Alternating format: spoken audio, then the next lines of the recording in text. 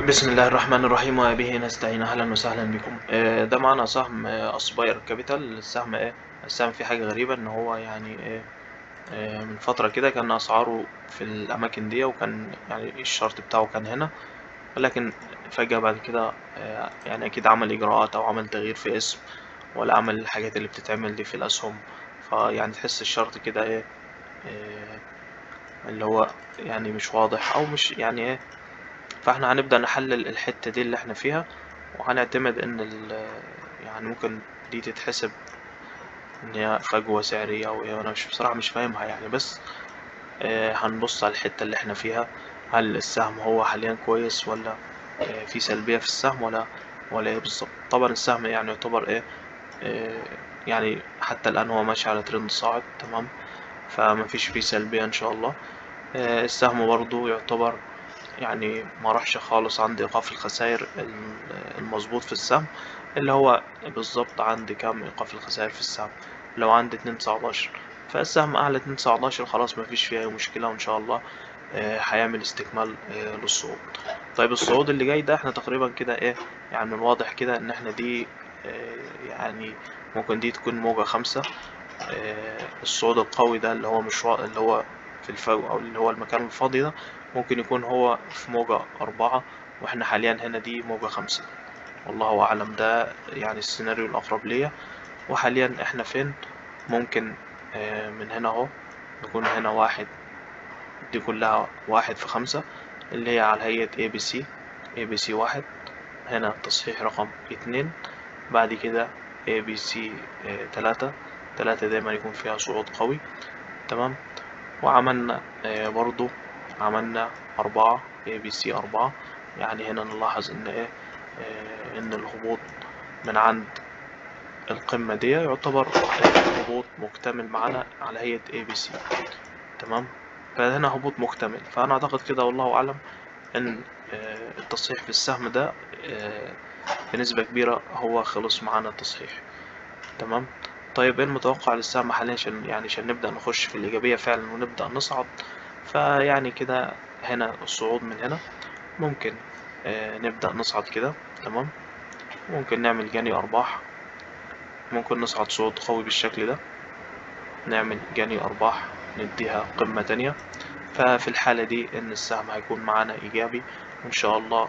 هو حاليا يعني يعتبر إيجابي برضه، هو مفيش فيه سلبية حتى الآن، ولكن عشان نعرف هو هيكمل معانا وهيصعد، ولا يخبط عندنا عند المقاومة دي بعد كده ينزل تاني. فدي طبعا هيكون سلبية في السهم. لو هو خبط في المقاومة دي وبدأ ينزل، هيبقى سلبية في السهم.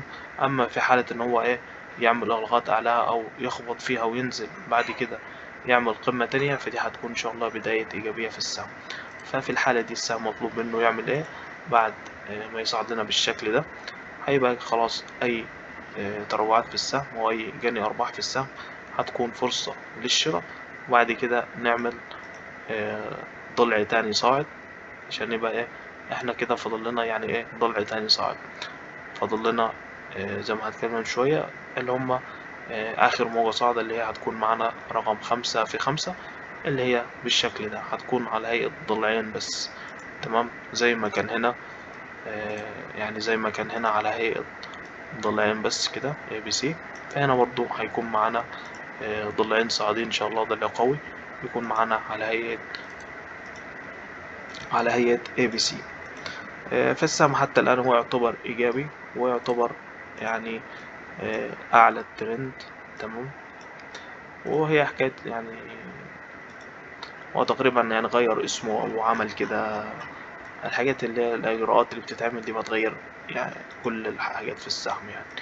ولكن حتى الآن فهو يعتبر يعني إيجابي لسه، تمام.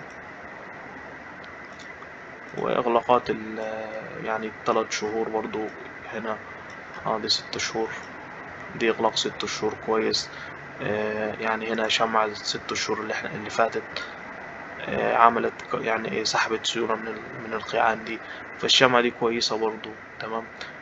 شمعة ال6 شهور اللي احنا فيها ممكن بتبدأ تصعد معانا، وبعد كده تبدأ تريح شوية، وإن شاء الله بعد كده يحصل انطلاقة في السهم إن شاء الله، تمام.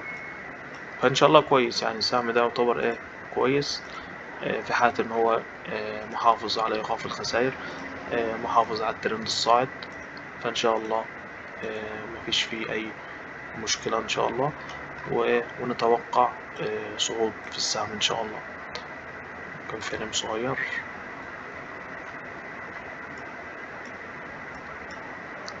فالسهم برضو تحس إن لسه قدامه شوية صعود تاني، ممكن من هنا يبقى 1 2 كل دي 3 4، لسه عندنا شوية صعود تاني كده، وبعد كده تكون أي تراجعات فرصة للشراء، وبعد كده إن شاء الله استكمال للصعود، والله أعلم يعني.